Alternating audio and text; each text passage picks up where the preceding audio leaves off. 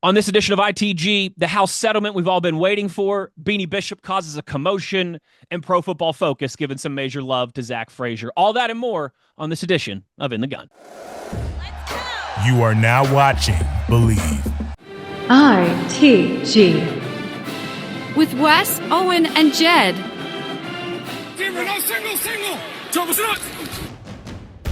I've got the best teammates in the business. No way! They both played the game. They both know the game. Owen is the runaway beer truck known for having some fun. Owen Schmidt, you have the podcast In the Gun.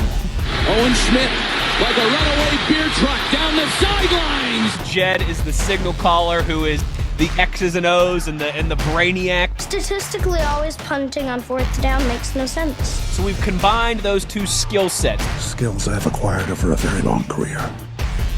You are In the Gun.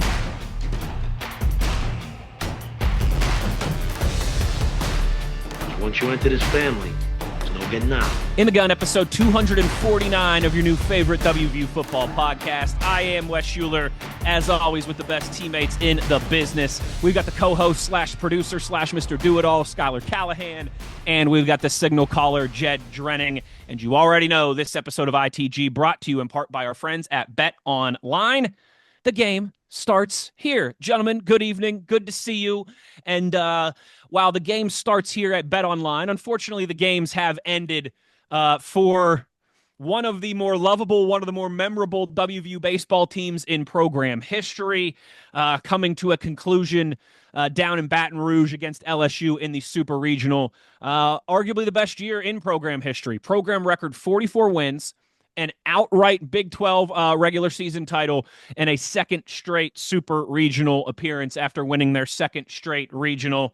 Just a heck of a season, and again, one of the best in program history. We also have some significant news as it relates to some new non-conference games dropping for the WVU football program as well, too. You know, our guy Skylar, he's in tune with all of this, the baseball program, the ins and outs of recruiting and the schedules and all the different stuff that Skylar does yeoman's work on. So for more on an incredible baseball season, for more on what we know about some new fixtures on the upcoming WVU football schedules, make sure you're checking out West Virginia Mountaineers on SI. Another thank you to our friends at Toothman Ford. We all know cars cost less in Grafton. Big shout out to everybody there at Team Toothman and our guy, JR. Gentlemen, perhaps the biggest story of the last few days in Mountaineer circles, in Backyard Brawl circles, when it's this time of year and it's June and we're all looking for things to talk about and red meat to chew on and wet our rivalry whistles.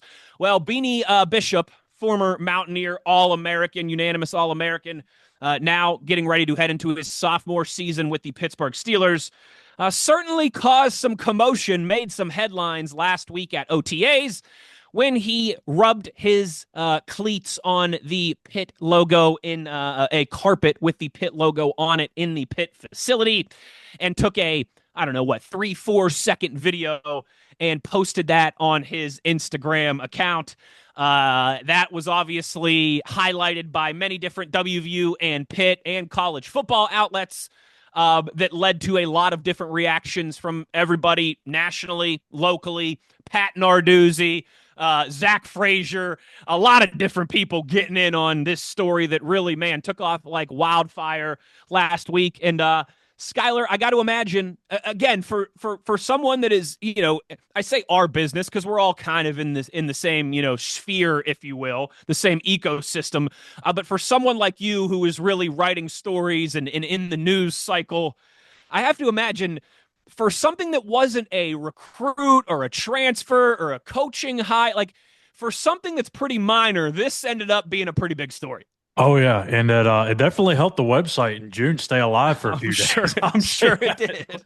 But, it was crazy. I saw the video get posted by, I think a fan shared it on X, and I thought it was great. But, look, I know we may seem biased in all this because we're on the West Virginia side of this, but I'm being 100% truthful, and I'm sure you guys would agree too. If a Pitt player did the same sort of like gesture to a West Virginia logo of some sort, I mean, I don't think we'd be up in arms about it. I mean, it's literally a rivalry for a reason. There's two things that can be true about it. It was a disrespectful move, but it's also an okay thing to do. Like it would be weird for there not to be some sort of disrespect in this rivalry. And I mean, I think it's completely fine. It's okay. And to me, really the thing that I took away from it is the rivalry still matters to these kids. And we're talking about a kid that came to West Virginia for 1 year in the transfer portal era where we're worried about, are we going to lose the hatred and the passion of all these rivalries?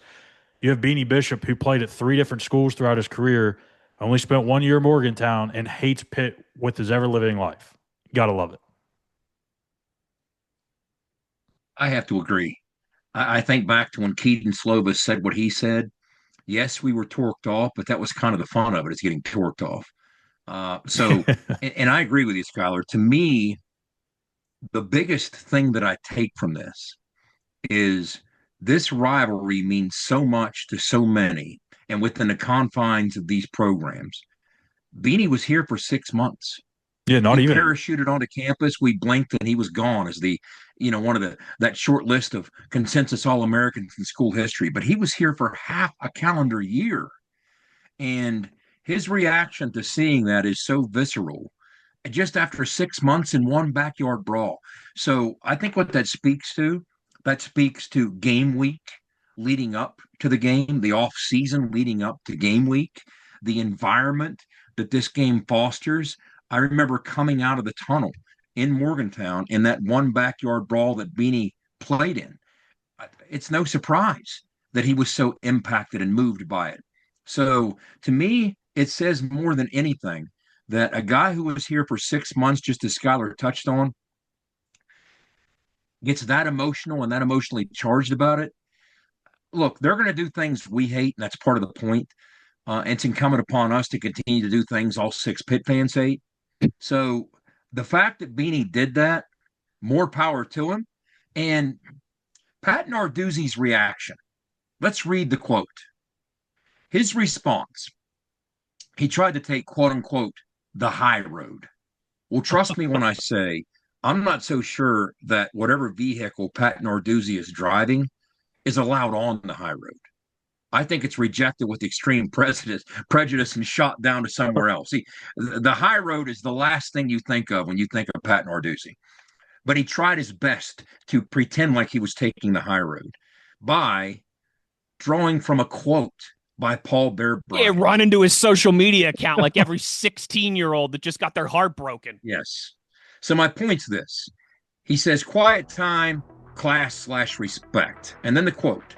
Show class, have pride, and display character. If you do, winning takes care of itself. That's a Paul Bear Bryant quote, and he closes with Hail to Pitt. Well, let me respond with another Paul Bear Bryant quote. Ooh. What I thought of when he said that was the Paul Bear Bryant quote where the Bear said, the first time you quit, it's hard. The second time, it gets easier. The third time, you don't even have to think about it. Well, my question to Pat Narduzzi is, what about the 6th time when it's against Toledo? You lost your final 6 games of the year, including a bowl loss to a MAC school. Okay, that's my take on it. Wes, he's got a few of those pretty sloppy losses. Yeah. 6 losses in a row. So Paul Bear Bryant talks about the first, second, and third time you quit. What about the 6th time? Anyway, Wes? All this, every time we get into these conversations about Pat Narduzzi, and listen, if you've listened to the history of this podcast at all, you know how I feel about the guy.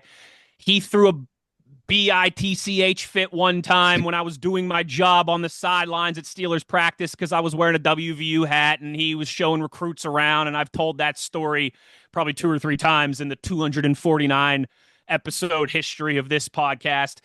He's got thin skin. Nobody down at that facility likes him. He feels necessary that he has to take shots at WVU and Penn State and everybody, his ex-players, his ex-coaches, his ex-coordinators, the Big Ten Conference, whoever he wakes up deciding that he wants to take shots at because he is so irrelevant at a university where he's on a good day, maybe the 4th most popular team in town. Oh, don't forget, Wes. He took a shot at West Virginia fans too. Right. He takes shots at WVU fans all the time, Penn State fans. He used to take shots at Neil Brown unsolicited all the time. He takes shots at James Franklin unsolicited all the time. And hey, one thing that I'll never forgive us for is letting him get these 2 wins in the Backyard Brawl. Of course, up 10 points, 2nd and 30 with 3 minutes left, and we let them find a way to win that game.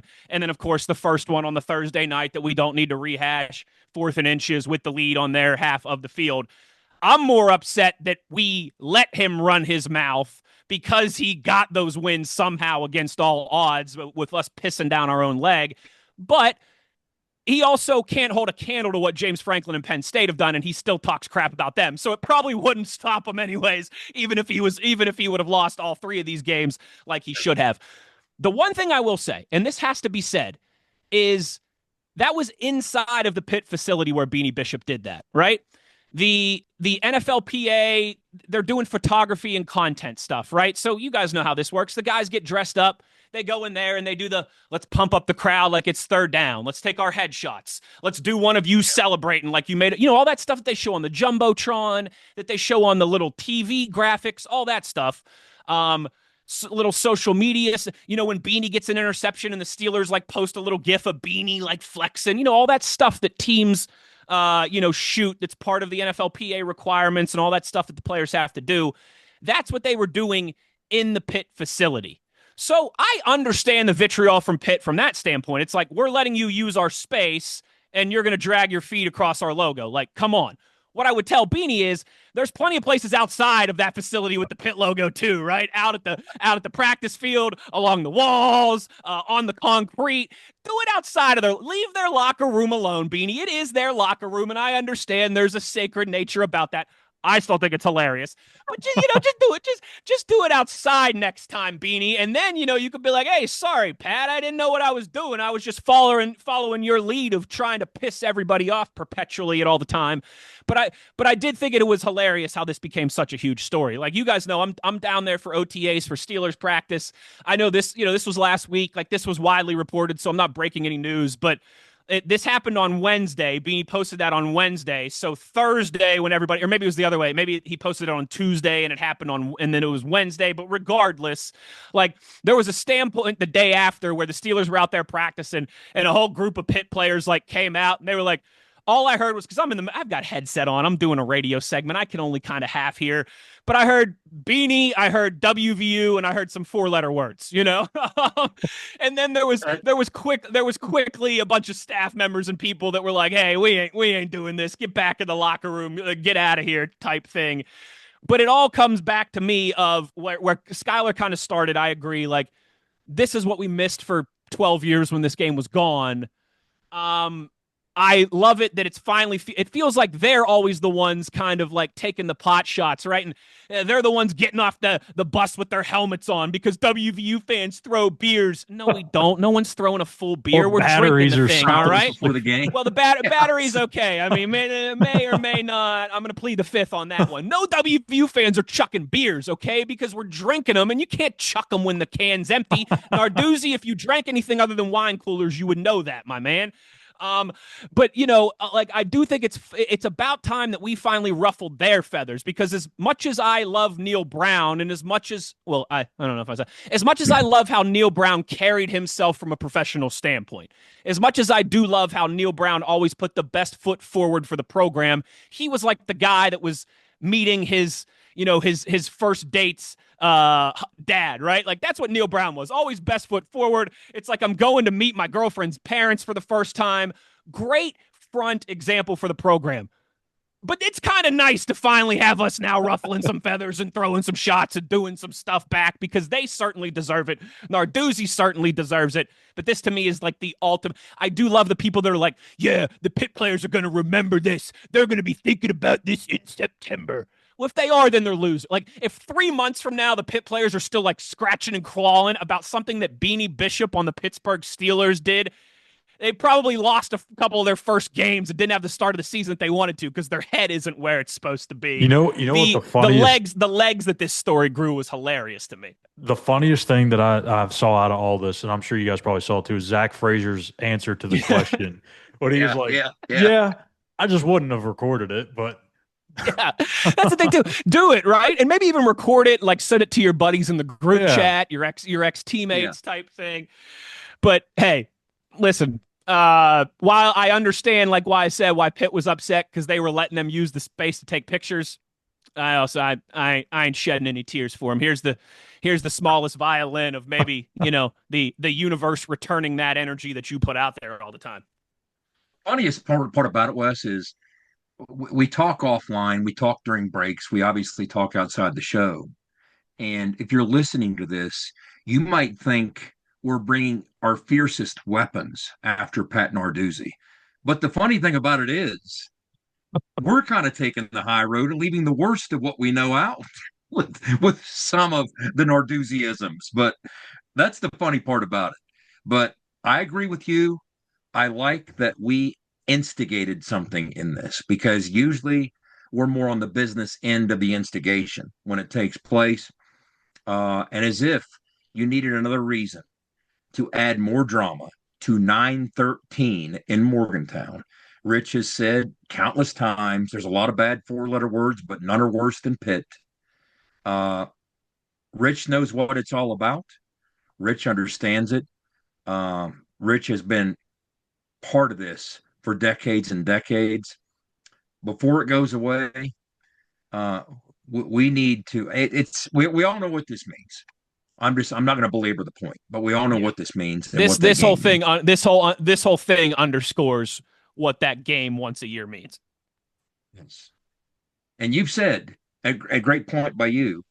The worst part about losing to them, as we did last year, in any fashion, is the indictments you toss their way are kind of hollow after you lose to them. They have more sting and more bite after a win. Like last off season was more fun because it had some meat to it when we said something because of what we did to them. But this year, you kind of got to reserve part of what you want to say because they beat us on the field. Hats off to them. But that's why you got to take care of business. Then you can say and do what you like. Last thing I'll say about it, and it's kind of reiterating what Wes said earlier, but as much as Neil was a great face for the program in terms of how he handled himself, like you said, Rich is going to speak his mind. He has no funnel whatsoever. And that's the thing I really like about this because the fans are going to get behind that. He doesn't give two craps about what he says about Pitt. He's going to let you know that he hates them every single day of the week if he really wanted to. And I think that's what this rivalry needed, especially when you've gone how many ever years it was without it. So getting that back onto it. And look, if Pat Narduzzi wants to make some sort of, joke, what's that? What do they call it? Subtweeting joke or whatever? When you subtweet somebody about, okay, if he wants to do that to Rich Rodriguez, go for it, buddy. I find it very funny that, like, I'm sure you guys have seen, every time something like this happens with Pat Narduzzi, it always makes me think of, like, the famous meme that's like, no, I said F your feelings, but my feelings are to be handled like a delicate flower. Like, that's Pat Narduzzi. No. I said F your feelings, all right? But my feelings are very sensitive, very delicate, and very important, okay? Another thank you to our friends at Fortis and our guy Rick Lewis. We all know for roof performance and financial certainty guaranteed, you got to visit fortis.us.com. Speaking of Zack Frazier, who we mentioned and laughed about there briefly, Zack being caught in some crossfire last week. Like, wait a second, hold on, I don't have anything to do with this. Leave me out of this. Zack, though, finding himself on a lot of different short lists for best centers in the NFL already. But gentlemen, I think the kind of crown jewel of that so far, Pro Football Focus in the process of rolling out their player rankings for 2025. And Pro Football Focus is something that I love to use as a reference point when I agree with them and talk about, see, look how great this is. And I love to dump on Pro Football Focus and call them a bunch of geeks behind computers whenever I disagree with them, okay? But this is going to be one of those times that I agree with them. Their top centers in the NFL, number 1, Creed Humphrey of the Kansas City Chiefs. Number 2, Tyler Linderbaum of the Baltimore Ravens. And number 3, after just 1 year, number 54 on the field, but number 1 in our hearts. Zack Frazier, number 3 on the list, gentlemen. Frank Ragnow just retired last week from the Detroit Lions, right? And I think he was probably 1 or 2 on that list. Yeah. Frank retires after having just turned 29, 7 seasons in the NFL. I mean, 5 or 6 of them is maybe the best center in the league. Now, Zach, I think it was fair to say, is he in that top? He was certainly in the top 5 conversation already, in the top 3. Pro Football Focus has him ranked 3rd. And gentlemen, I was talking to a guy that I work with this past week as well, too, who it's important to note is a Pitt guy, okay? Worked in the Larry Fitzgerald years under Walt Harris there in recruiting forever. He worked for the Cleveland Browns as a scout. He worked for ESPN for a decade. He's one of my most trusted football minds. He told me that he thinks Zack Frazier might be the 2nd best center in football already. He said it's hard to argue against Creed Humphrey right now, and Creed Humphrey gets a lot of benefit of the doubt because he has Patrick Mahomes playing behind him, and they win a lot of games, and they win a lot of Super Bowls, and they have a lot of success. He said Tyler Linderbaum is great, but he's kind of a square peg, square hole, round peg, round hole type player. Like Tyler Linderbaum has to be in the right system to a little bit of an. There's some Steph Curry to Tyler Linderbaum's game, whereas not necessarily the LeBron James, just throw him out there in any type of system, if you will. Where he thinks that it's completely fair to have Zack number 3, and he might even have him ranked number 2 behind only Creed Humphrey. And guys, I think we all thought Zack was good. I think we were all very confident. Worst case scenario, he will have a 8, 9, 10, 11, 12-year career as a B-level player, right? Like worst case scenario, he'll play a decade in the NFL as a good center. I thought he could be really good. I thought he could eventually be top 3, top 5. I didn't think it would happen this quick, but he is getting that type of love from all over the place. And it's awesome to see for our guy that we know is richly deserved. Yeah. When you look at the top 10, when you look at the top 10, I mean, even outside of the top couple or 3 that we're talking about with Zack, I mean, these are some of the guys that I'm most impressed by in the NFL at that position, whether it's Ryan Kelly or Connor McGovern. And the description that you gave Creed Humphrey, I might give to Tyler Linderbaum, Wes. I think that by virtue did of I playing, say Creed Humphrey? I meant talking about Tyler. I meant Tyler Linderbaum as the. No, you were saying Creed Humphrey because he's with Mahomes and because of the system. Gotcha. Okay, sorry. And right, absolutely. But at the same time, Lamar Jackson gets you out of trouble. Lamar Jackson kind of makes you look good.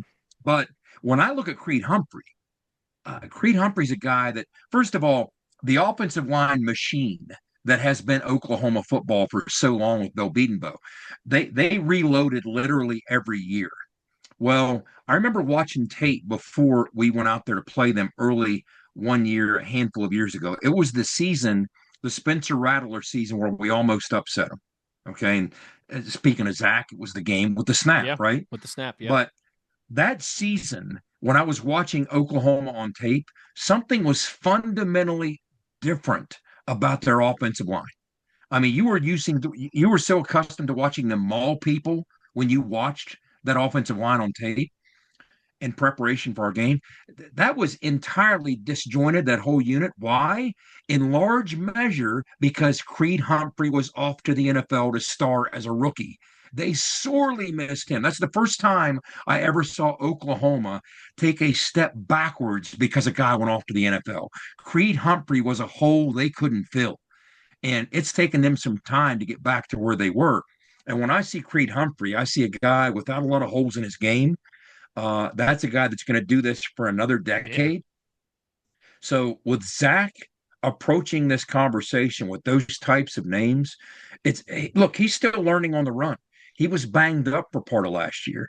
And any of us who know Zack the way we do, we understand and appreciate he's only going to get better at every single facet of the game, taking care of his body, understanding and mastering the playbook, understanding what to do with what reps, how to play well with the guy next to you. I mean, there's going to be a synergy develops with Zack and the rest of that crew that it's only going to get. We've only seen the tip of the iceberg. I mean, Owen said in our group chat this week, he's like, if he stays healthy, knock on wood, he could be going to Canton. And I agree. I mean, that might sound premature, but how much of a body of work do you need to see to put a guy ahead of the curve at a certain juncture of his career? I do feel if Zack stays healthy, and the thing about it is, these are some of the same things we were saying to Zack when we had him on the show last year. Yeah. We truly believe that you can play for 10, 15 years at a very high level. You're one of the best at what you do on the planet, and you're only going to get better. And now the proof's in the pudding. We're starting to see that, and I couldn't be happier for Zack. And I'm terribly excited. And oh, by the way, now he just happens to be snapping to Aaron Rodgers, as we were talking about. That'll get him some attention. But yeah, that'll get him some attention. But Zack's going to get better, and that's scary for the rest of the NFL. Yeah, I tried to get him to Carolina. I every article I had where I had a mock draft, I kept throwing him in there to the Panthers. Dan Morgan wouldn't budge, so I tried. He would have been a great fit too. Do you think Dan Morgan's personality, if you don't know who he is, the big physical linebacker from Miami back in the day, I mean, he would have fit perfect in Carolina, but I guess Pittsburgh's not bad too. You're home. I think it all worked out very well. And I'm obviously going to have a front row seat to enjoy it, at least for hopefully much longer. But yeah, there's some funny like parallels of you list the best quarterbacks in the NFL right now, and it feels like the first 3 or 4 are all in the AFC, right? And Mahomes and Josh Allen and Joe Burrow and Lamar Jackson. Kind of feels like that with centers now that Frank Ragnow's gone. It feels like it, Creed Humphrey and Linderbaum and Frazier. But I think, man, it's going to be a lot of fun. I think watching him get into the same kind of tier and breadth and conversations as those guys, which again, I think he's started to a little bit, as much as you can as a rookie. You give him another year behind Aaron Rodgers for more of the national attention to catch on as well too. Very very exciting sophomore campaign ahead, certainly for our guy Zack Frazier. Jed, I want to kick this one over to you before we go to break. I know you just wanted to talk about real quick some college football playoff percentage numbers and a not so glowing prediction from our guy Phil Steele. Let's put in the Jim Carrey meme here. So you're telling me there's a chance? Yeah! Yeah, they kind of go hand in hand. So you're telling me there's a chance. They kind of go hand in hand, don't they? First of all, Phil Steele, friend of the program, Phil Steele, picked West Virginia 16th out of 16. And I'll be honest with you, in the Big 12, I'll be honest with you, in this day and age, when it is now fundamentally more difficult than ever to project or read what a team from one year to the next might do, when you have the level of turnover that West Virginia has had and will continue to have into the summer, 60-some new bodies, it'll be in the 70s before the smoke clears and the dust settles. What else is Phil going to... Exactly. Why would you put us anywhere but that? I mean, what do you have to base it on, right? So... I always said, if you're going to ask me, Jed, where would you want West Virginia ranked in the preseason in one of these polls?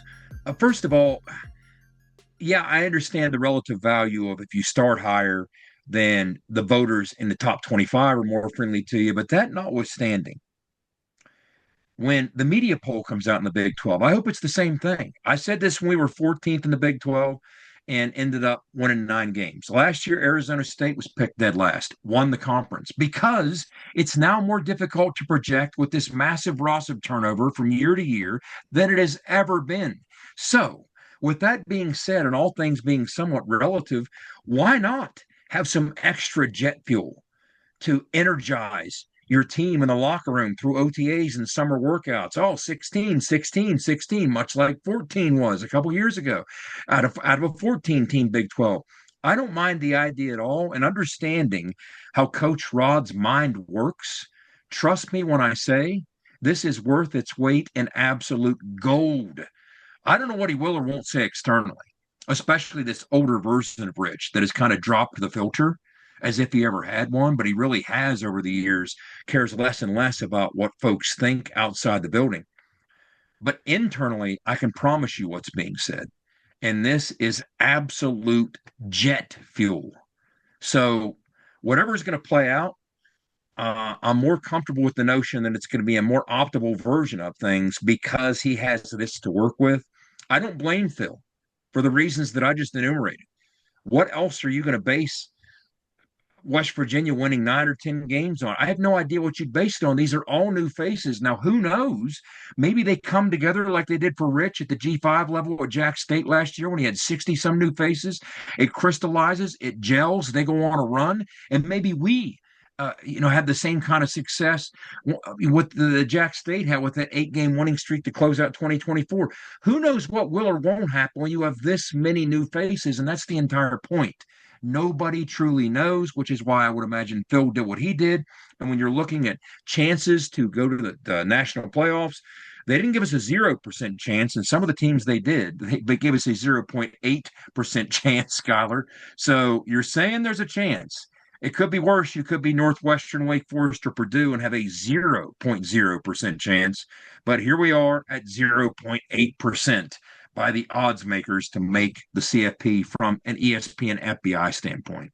Yeah, it's crazy. I think you guys talked about it maybe a week or two ago about the Vegas odds makers. I don't know how they're doing it either because, I mean, you're trying to peg a number on these teams. I mean, how in the hell are you supposed to know who's going to be good? I mean, there's turnover everywhere you look. So yeah, and Phil, like I 100% agree with you. Like I would be a little concerned if Phil put us higher than 14th or 13th. I'd be like, Phil, are you still good? Or are you a little out of your norm here? But I think it makes complete sense that he's got them at the very bottom. And like you said, like you want to take all the fuel that you can get. So especially when you're a first year and you're trying to put this thing all together, bring it all.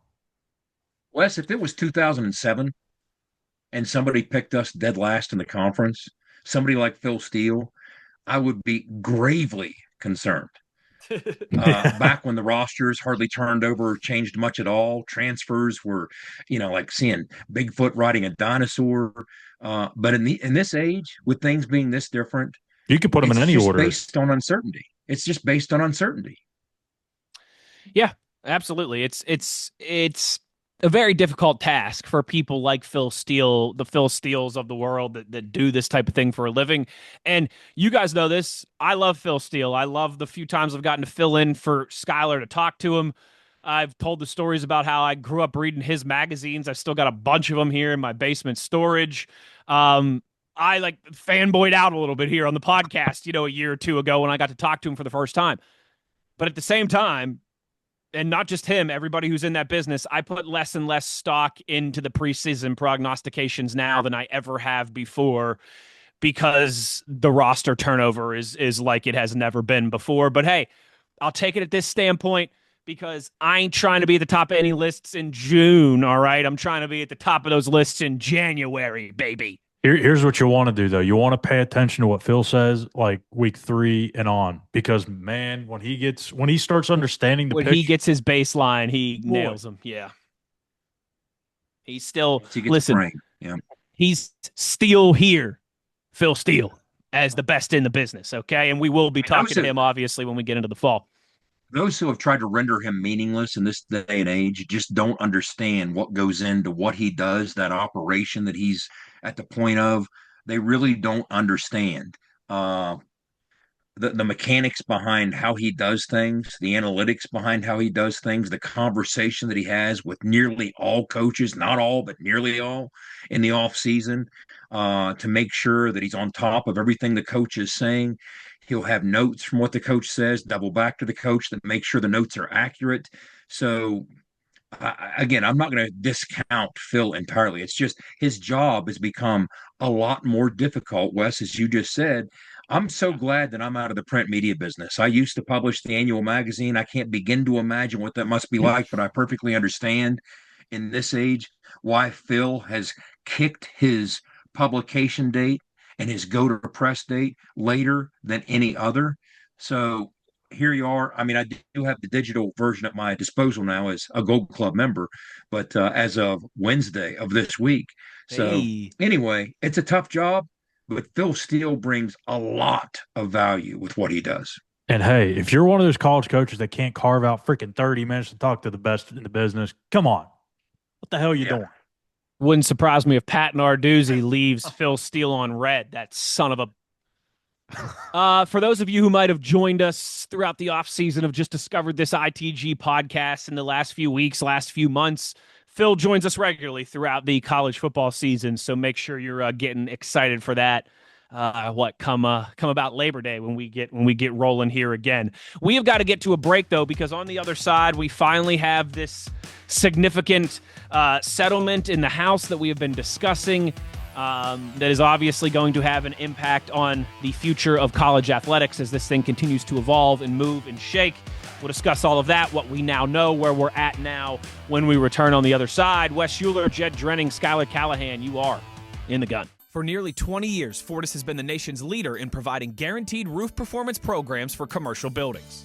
Fortis offers roof performance solutions that feature extensive initial and ongoing reconditioning for commercial buildings as an alternative to traditional replacement, with long-term performance guarantees that are backed by global leader Lloyd's of London. Fortis offers a comprehensive range of roof performance management programs that provide financial security, extend the life of our customers' roofs, and make a significant impact on ROI. Fortis is currently improving performance and increasing ROI for customers at more than 4,800 locations, with more than 140 million square feet protected, including many Fortune 500 companies that have turned to Fortis to save money, gain financial certainty, and extend the life of their existing roofs. Fortis has helped customers save more than $520 million in capital roof replacement costs for an average ROI of over 250%. To learn more, visit fortis.us.com. Fortis, roof performance and financial certainty guaranteed. Nobody supports the blue and gold Mountaineers like Toothman Ford. With over 20 NIL deals and counting, Toothman Ford continues to rally behind our student athletes. And it's time we rally and support the dealer that supports the Mountaineers. Not only does Toothman Ford offer the best prices in the state on pre-owned, their never over MSRP campaign on new Fords guaranteed to save you thousands. Drive with pride all season long, knowing you're supporting the dealer that fuels our Mountaineers. Toothman Ford, where cars cost less, in Grafton and at toothmanford.com.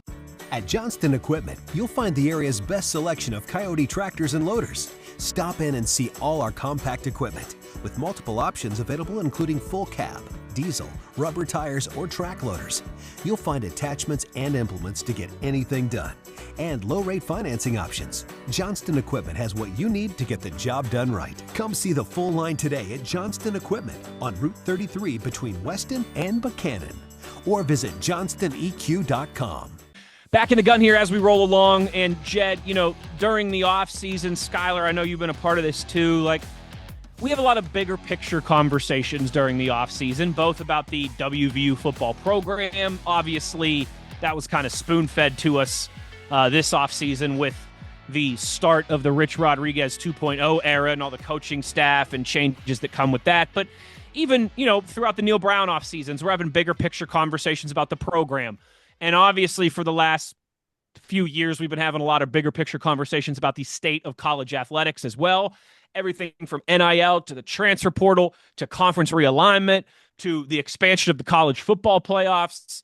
It happens for a sport that used to turn about as fast as the Titanic, which is to say very slowly, a sport that would very rarely have significant change. It feels like we're having significant change every few months now, Jed.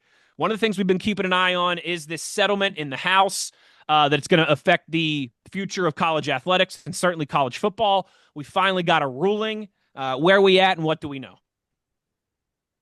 Yeah, this has been in the hopper for quite some time. Really, this specifically has been a point of issue or focus since last May. But as we know, the wheels of the legal system grind slowly. It took a while, but the House settlement has finally been approved.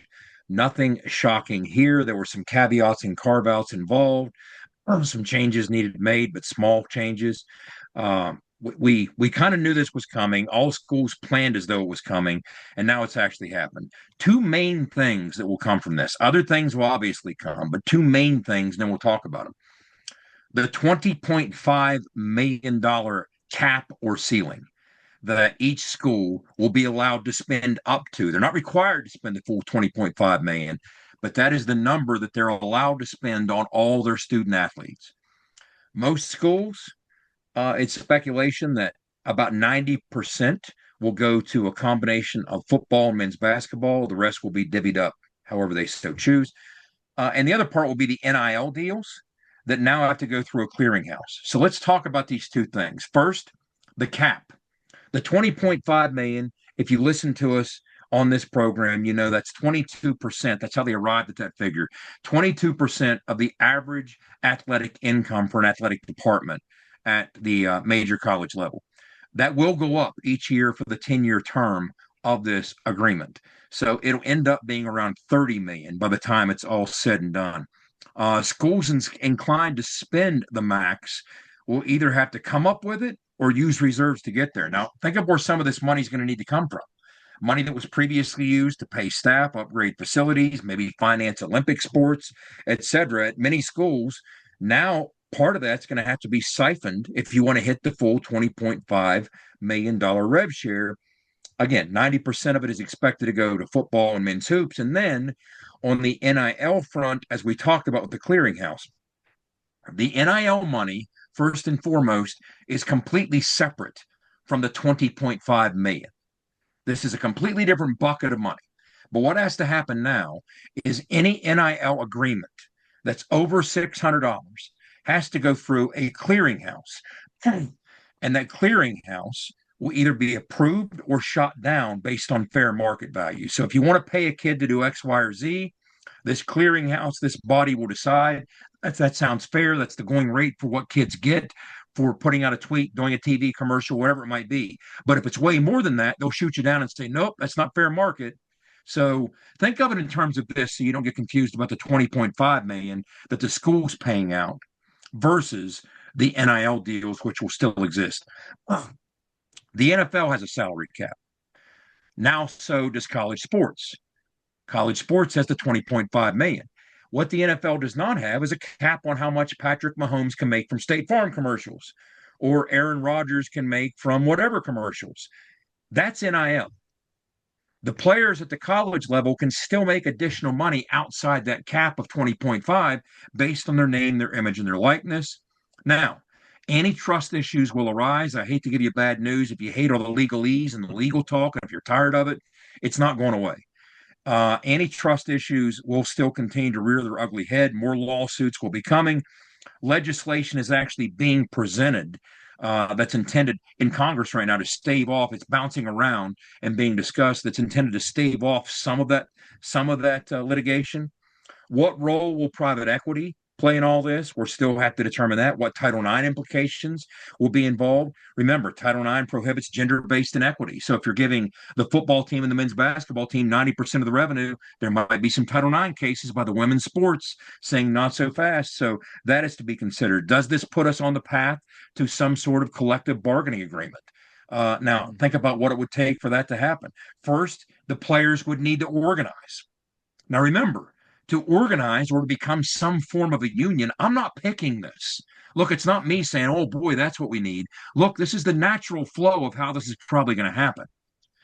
To organize or to unionize, you have to first be employees. And that's not the case right now. I mean, some ongoing legal arguments are suggesting that the new contracts that athletes are signing with their schools automatically makes them employees, but those are legal battles. That hasn't been determined. Meanwhile, the president of the NCAA, Charlie Baker, he's in pursuit of federal legislation that says college athletes can't be employees. He wants to completely stop that from happening. It would also, the legislation that Charlie Baker's in pursuit of, it would also preempt state-based NIL laws. He wants uniformity across the board, so one size fits all with all 50 states. It would provide what he's after, the NCAA with an antitrust exemption to position them to make rules regarding the earning power of players. But he's asking for everything but ice cream for lunch every day. I mean, the NCAA is basically in survival mode. So, yes, we learn a lot from this decision, guys. The two biggest things, the 20.5 million cap is here. The schools have been planning for it all along.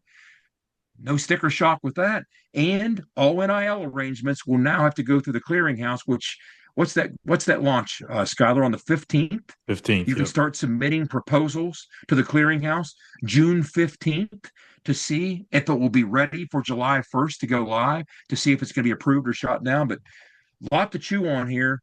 Bold new world starting as of June 6th. It was certified really starting July 1st when this kicks in. There's a lot of stuff that goes behind it, like you just mentioned, and nothing's going to go over smoothly. I don't think as anything does with this kind of stuff. But I do like the 20.5 million cap. I think it gives schools that want to have a chance to compete at a high level that chance. Right now, in this wild west that we have, some teams they don't stand a chance. I mean, you see these big rosters that are getting paid. What did Ohio State get paid? Their roster last year was only like 30 some million or something like that. Texas High Tech, 20s, I think. Yeah, and Texas Tech's like 55 something. That's the projection. Yeah. Now I'll believe that when I see it. Right. I think agents are behind part of that number, but there's some crazy numbers out there. Yeah. But I mean, that's the thing. Like right now, if you want to compete, you have to have big backers. You have to have big donors to do that. Where this shifts, I think it tilts into West Virginia's favor, or schools like West Virginia, where it's going to make things a little bit more easier because everyone's got to abide by it, adhere to it. Makes a ton of sense. The thing that I'm kind of questioning is, and you kind of brought it up, Jed, is the NCAA, like they're losing power. Are we going to get to the point where they're a completely thing of the past because now that you have this college sports commission now in place, how much they're going to be the ones that, from what I'm understanding, they're going to hold a lot more power than we probably think. Well, when I was growing up, and to some extent probably true with you guys too, when I thought of the NCAA, really the only thing that came up was the enforcement side of it. Mm-hmm. If there was an infraction, if somebody violated one of the rules, here came the NCAA, and that's what you feared most. And now you've taken that from them. I mean, how often do you hear those stories anymore? Because you're allowed to do virtually anything. Mm-hmm. Well, which is kind of the role this oversight committee is supposed to play, this clearinghouse is supposed to play with the NIL money. But the NCAA in large measure has been defanged. It's been neutered. Charlie Baker, as president, recognizes that. He's fighting for his life. And he's a politician at heart, which he better be, because right now he's really lobbying his tail off in D.C. to get that legislation passed to save the NCAA. But Wes, I don't know if any of that's going to play out. How much of it anyway? Yeah, I don't either. I don't think that toothpaste is going back in the tube. And yeah, it's crazy. I mean, it is crazy how, like I said, it feels like every few months now, a sport that used to move so slow, that used to change like the Titanic turns very slowly, now has these landmark type of changes all the time. I mean, we are not that far removed from like Ohio State players getting some free tattoos being a massive scandal. Yeah. Like a massive, they got some free tattoos. Oh my goodness. Like that was a massive scandal. Exactly. And look at where we are now. Yeah. Oh my goodness. The first Associated Press poll came out in 1936. It took from that time forward 63 years until the BCS era decided, hey, how about we have the number 2 ranked team play the number 1 ranked team every year at the end of the season? Seems like people would like that.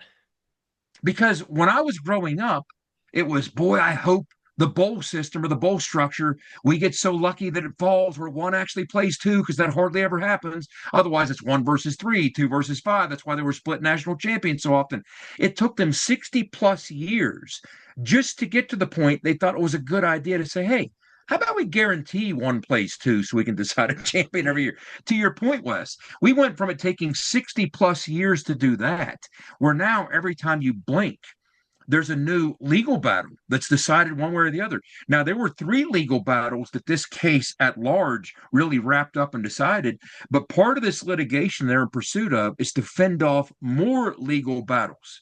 Right. Because we talked on the show before, Wes, you might end up seeing 32, 33-year-old college athletes because somebody's going to sue the NCAA over, hey, you telling me I can't make $500,000 for an additional year of eligibility? Who are you to say I can't make life-changing money because of your arbitrary and capricious eligibility rules? How dare you do that? So again, the only way to stave that off or to offset that is to get some form of legislation that would include that type of thing, protect the NCAA from it. I don't know if that's going to happen, but once again, Charlie Baker's asking the governing body of the United States, hey, make sure that college athletes that are now being paid don't become employees. Oof, I don't know if you can really stop that. We'll see. That's going to be tough. I don't know if you can stop that. They need to become employees if they're going to unionize, because there's a national labor relations agreement. There's laws that will only be honored if it is a recognized union. Otherwise, it's not going to be honored. So there's already federal law that is involved here. This is complicated. There's a lot of moving parts. This is a major step towards something, but we still don't know quite what that something will look like, other than you now have a cap from the school internally. You have guys like Jamie Pollard, the athletic director at Iowa State, saying, look, this is fundamentally by definition unsustainable. I'm having to mortgage my future and borrow money that I don't have just to get to the full 20.5 million rev share so I can continue to be competitive. I mean, I can't do that beyond a couple years. This has to change in a major way because I can't continue forward like this. And he's not alone. There are a lot of athletic departments out there saying those same types of things. Changes are coming. We just don't know what they look like beyond the 20.5 cap and beyond the clearinghouse, which will also be challenged in court. But those are the two things we know moving forward, at least for the immediate future. They're going to change starting July 1st. You can even get online and look at what that clearinghouse portal looks like. When you submit an offer, who the player is, who the representative is, what it entails, whether it's fair market or not, you can even get on and see what that looks like. That's already out there. So a lot of moving parts, but this was a major thing that we were waiting to happen, and now it's happened. So that's one last thing that we have to spend time talking about is the House settlement pedaling its wheels. Now the wheels have stopped and we move on to other things. We haven't even talked about conference realignment yet this summer. That's going to happen at some point too. Stop. No. Don't. No. What's gonna happen next? Stanford's gonna be in the Atlantic Coast Conference. Yeah, don't make me laugh. Another thank you to our friends at Johnston Equipment. Make sure you check it out, their location on Route 33 between Weston and Buchanan. Jed, I believe wasn't there one more college football playoff thing that you wanted to discuss here before we wrap this up, if I'm correct? Yeah, there's a lot of talk. Of course, the current structure is a 12-team format. They're going to reseed how things were done versus last year, but it's still a 12-team. But there's a lot of discussion about what changes might take place moving forward, expanding to at least a 14-team playoff, maybe even a 16-team playoff. But the one that I wanted to talk about that concerns me, and I'm not alone here, Brett Yormark, who I think's done a good job as commissioner of the Big 12. By and large, I think he's done a good job. He beat the Pac-12 to the punch, helped us versus them. Look where they are versus where we are now. We could be in a much tougher situation like they are. So he's done a lot of good things. But when he's talking about this 5+11 model, now for those who don't know, 5+11 would be a 16-team college football playoff format that would have 5 automatic at-bids based on conferences. So you'd have the 4 power conferences guaranteed. If you win your power conference, you're in. So there's 4. The highest ranked group of 5 conference champion, there's 5. And the other 11 of the 16 bids would be granted and given by the committee. Are you kidding me? The worst part about it is Brett Yormark, as commissioner of the Big 12, thinks this is a good idea. He's saying he thinks it might serve the best interests of our conference. And the reason he's giving is I truly think it should be played out on the field. Now, if you listen to guys like Josh Pate, we love his podcast, Joel Klatt, we love Joel Klatt's work. Both of those guys hate the idea. I do too.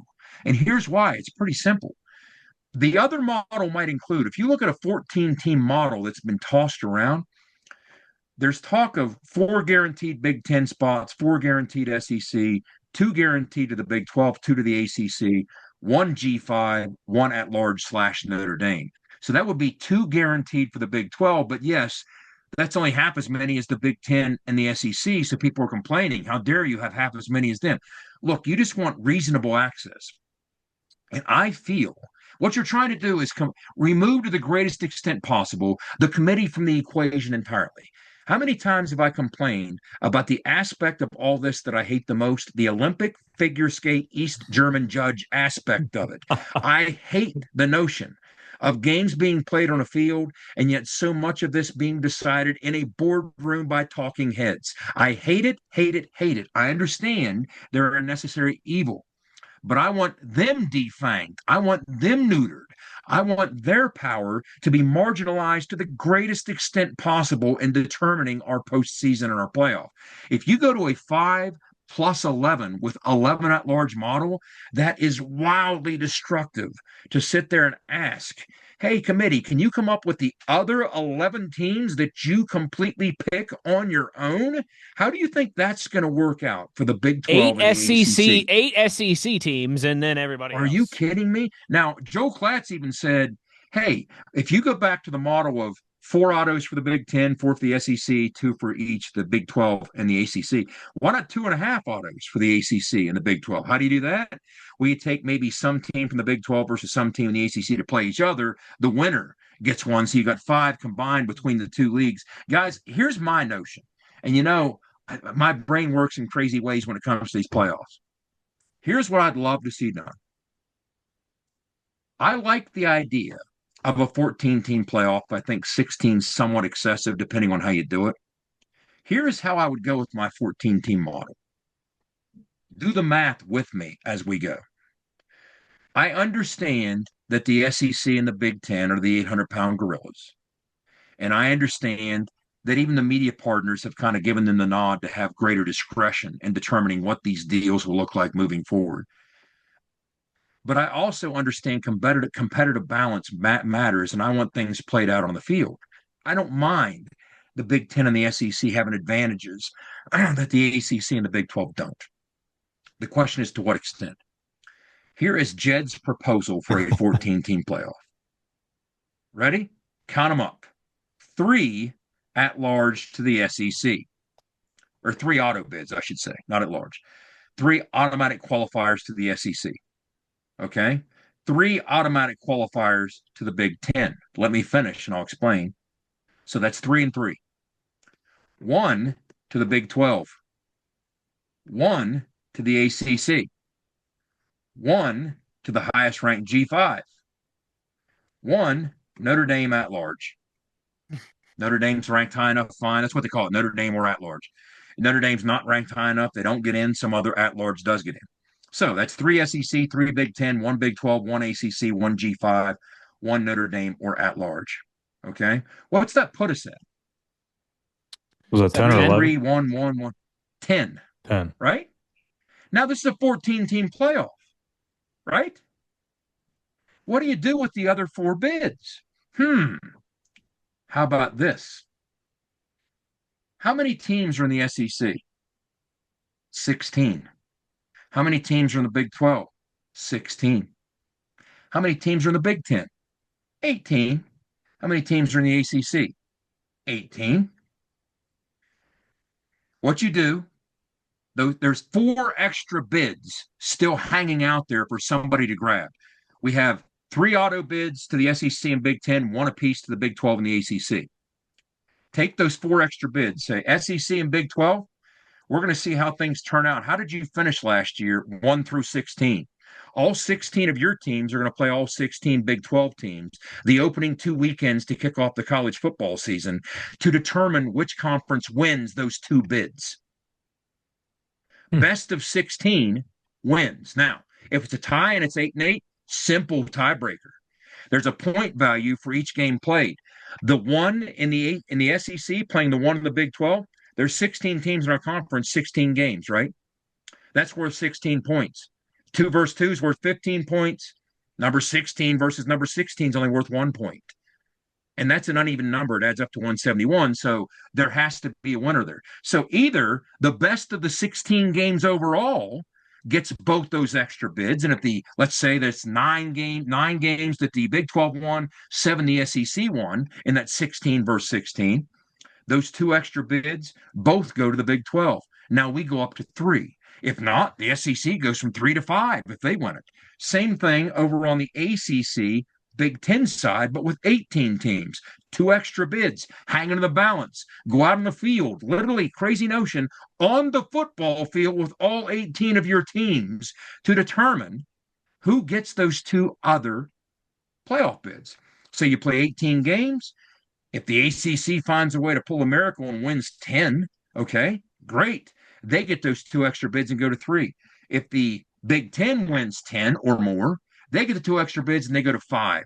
So in other words, instead of Brett Yormark's 5 plus 11, which only guarantees the Big 12 1 bid, this one only guarantees us 1 bid too, but gives us a chance not to rely on a committee to get more than 1, but to determine on the football field if we get more than 1. I do not want the committee's dirty mitts all over the CFP. That's one way to avoid it. Now you're minimizing maybe down to one out of the 14 teams what the committee gets to decide. Again, tiebreakers built in. If one's playing 1 opening weekend, that's worth 18 points because there's 18 teams in the Big Ten ACC. If 18's playing 18, that's worth 1 point. And you just add them up. Jed, your idea makes entirely way too much sense for the people that have the power in this sport. All right, allow me to be Greg Sankey for 30 seconds and tell you to go screw yourself because I'm not participating in something like that because I already have the power, I already have the decisions, I can already get my teams in to not only the college football playoff, but to March Madness and a college baseball postseason and any other postseason. Yeah, March Madness where we got 15 million teams in and we got 15 million teams in baseball. Let's say for a minute. I can't believe SMU got in over Alabama. Okay, if you're Greg Sankey, screw you, SEC World okay, New World Order. Great. I'm not petitioning you. I'm petitioning our media partners who want to make more money. Yeah, I'm in bed with all those media partners. Sankey doesn't need us, but he needs the media partners. So, I mean, at the end of the day, this is all short-lived anyway. Because we all get the sense this is, in fact, heading toward some Super League. We don't know what that's going to look like. Yeah, but Greg Sankey's New World Order. Yeah.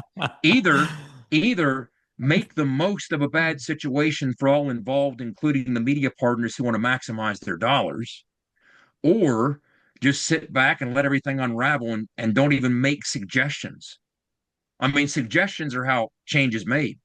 And the media partners want to hear suggestions because they want to make money. So you can either sit here and just say, hey, things are eventually going to change and we're destroyed. I'm shutting up and not come up with any ideas or tossing anything out to the media partners to show them different ways to make more money.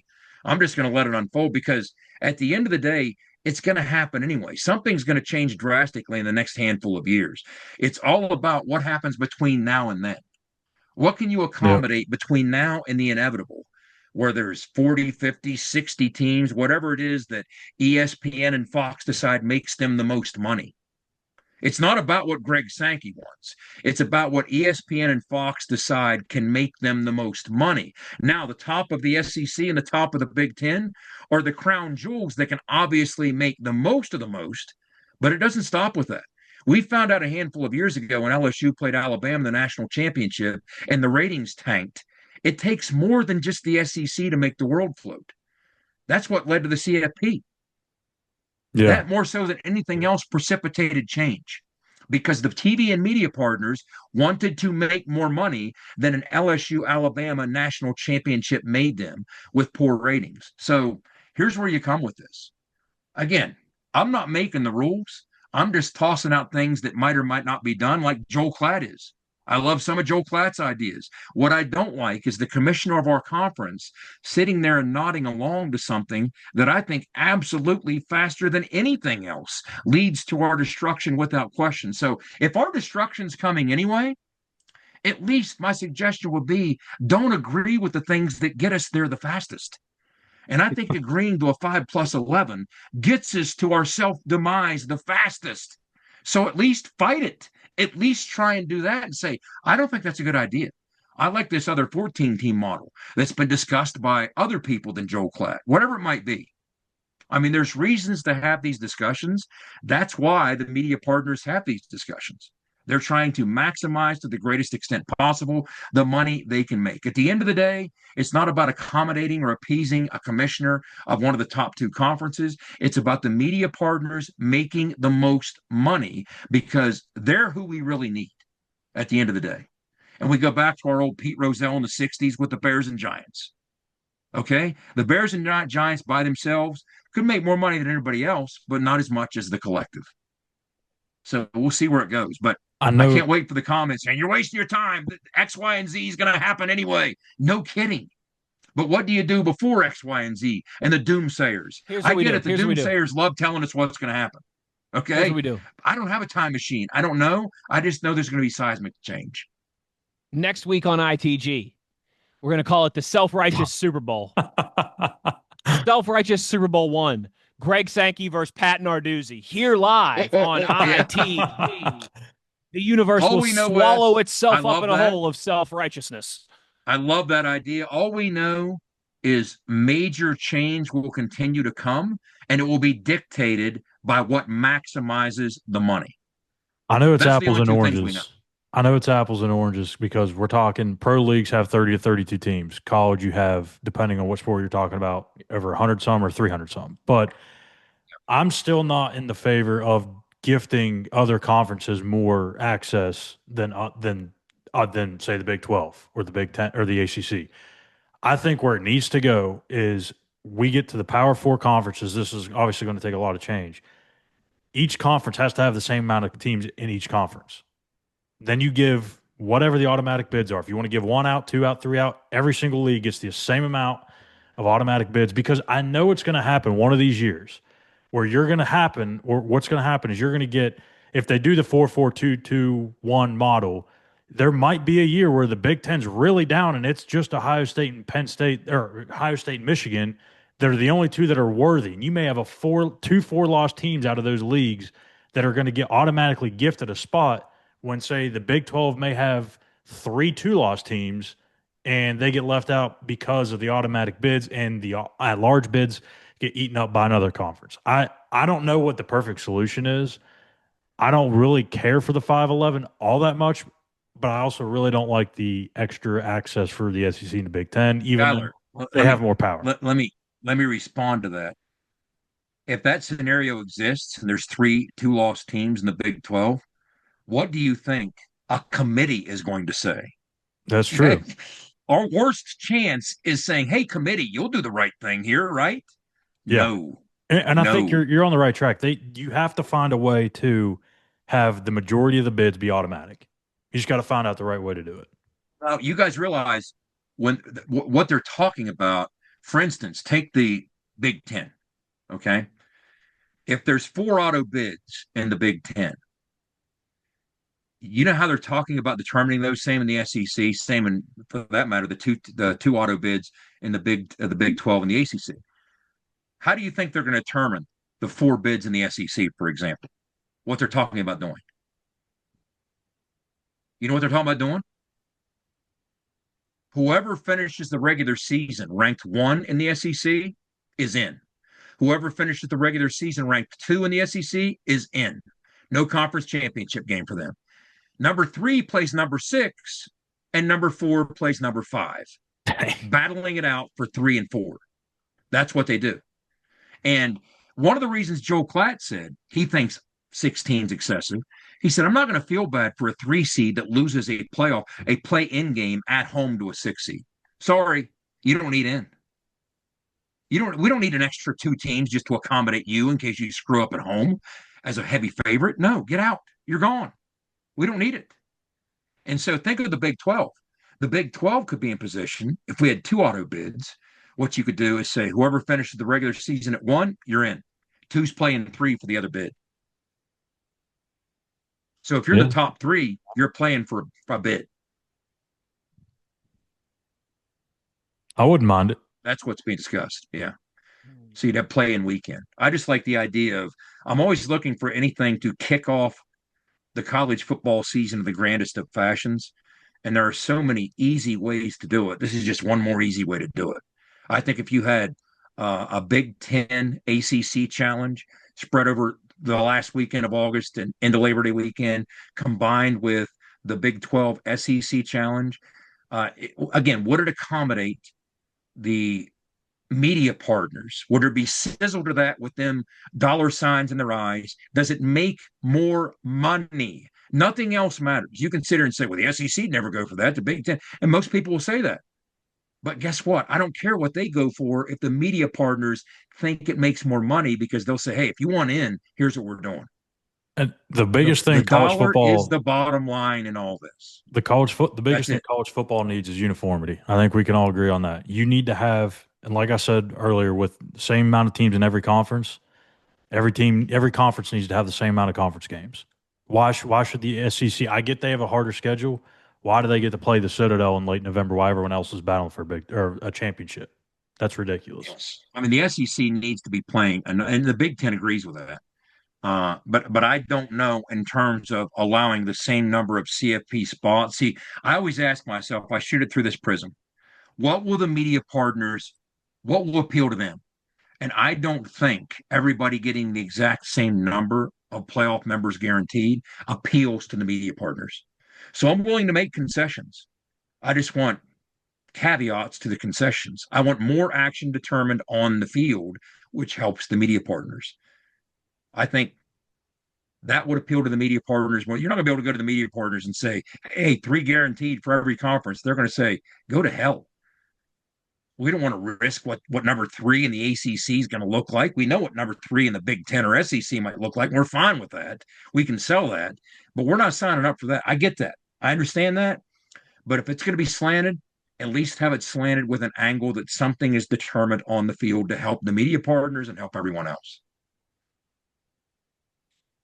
There you go. Unfortunately, I don't think this conversation's going anywhere. As much as it feels like we're kind of banging our heads against the wall every single time that we have it. But that will do it for this edition of ITG. Make sure you're tuning in next week for the self-righteous Super Bowl. We will have episode 250, actually, to be serious here for a second, coming up. We're working on some special things for that one, so make sure you're watching this space, as they would say in the business. But for the Beer Truck Big O, the producer / co-host Skylar Callahan, and the signal caller Jed Drenning, I'm Wes Schuler. The one thing we ask of you is to be an ear and tell an ear about your new favorite WVU football podcast. Take care, everybody. We'll talk to you soon. You've been In the Gun. ITG. The fun doesn't have to stop here. Be sure to hit subscribe and never miss an episode. If you have any questions, suggestions, or feedback, be sure to follow us on X at In the Gun Podcast. Join us again next time. Until then, tell an ear to tell an ear about your new favorite WVU football podcast.